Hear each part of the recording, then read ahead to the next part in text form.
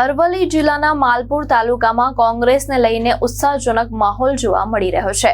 Vavdi seat પર કોંગ્રેસે મણિબેન રમણભાઈને ઉમેદવાર તરીકે પસંદ કરતા કાર્યકરો અને સમર્થકોમાં હર્ષનો માહોલ છવાયો છે। અરવલ્લી જિલ્લાના માલપુર તાલુકાની વાવડી સીટ પર યોજનારી તાલુકા પંચાયત પેટા ચૂંટણી માટે કોંગ્રેસ પાર્ટીએ મણિબેન રમણભાઈને ઉમેદવાર તરીકે પસંદ કર્યા છે। ટિકિટ જાહેર થતાં જ મહિયાપુર, વાવડી, કોયલિયા, પહાડિયા અને ભીમપુર સહિત આસપાસના ગામોમાં કોંગ્રેસ કાર્યકરોમાં ખુશીની લાગણી જોવા મળી રહી છે। સ્થાનિક લોકોમાં ભાજપ સરકાર પ્રત્યે અસંતોષ વ્યક્ત કરવામાં આવી રહ્યો છે। લોકોનું કહેવું છે કે વિકાસના કામો માટે પૂરતી ગ્રાન્ટ ન મળતા તેઓ નિરાશા અનુભવી રહ્યા છે અને હવે કોંગ્રેસ તરફ ઝુકાવ વધ્યો છે।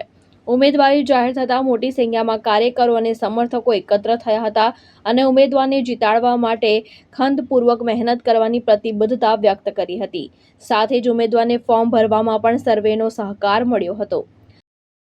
પીસી પ્રમુખ છું માલપુરનો અને વાવડી સીટ ઉપર અમે ઉમેદવારી નોંધાવેલ છે અને ખેડૂતોનું આ સરકારે બહુ શોષણ કરી રહી છે અને દવાઓનું ખાતરોનો ભાવ 10 ગણો વધારેલ છે, પણ 30 વર્ષથી એકને એક અનાજનો ભાવ એકને એક મળે છે અને આ સરકાર બહુ જ શોષણ કરી રહી છે અને આખા ગુજરાતમાં નાનામાં નાના કર્મચારીઓ બહુ પીડાઈ રહ્યા છે। 2000-4000માં માસિક પગાર મળી રહ્યો છે, ત્યારે આ તમામ જનતા આ વખતે એમને જવાબ આપી દેશે એ સાથે હું દરેકને વિનંતી છું। માલપુર તાલુકા પંચાયત ખાતે માલપુર જિલ્લા પંચાયતની ઉમેદવારી બિપિનભાઈના ધર્મપત્નીએ નોંધાવી છે, તેમજ અમારી વાવડી તાલુકા સીટની ઉમેદવારી ખાટ મણિબેન રમણભાઈએ નોંધાવી છે।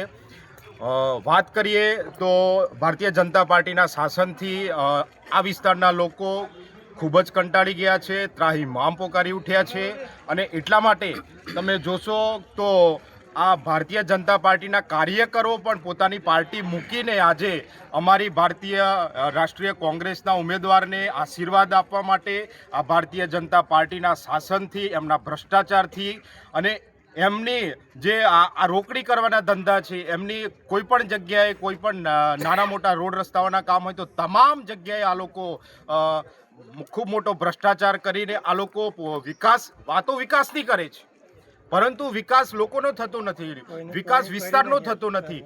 માત્ર ને માત્ર વિકાસ થાય છે એ ઉમેદવારોનો થાય છે, એ પાર્ટીના માત્ર ને માત્ર આગેવાનોનો થાય છે।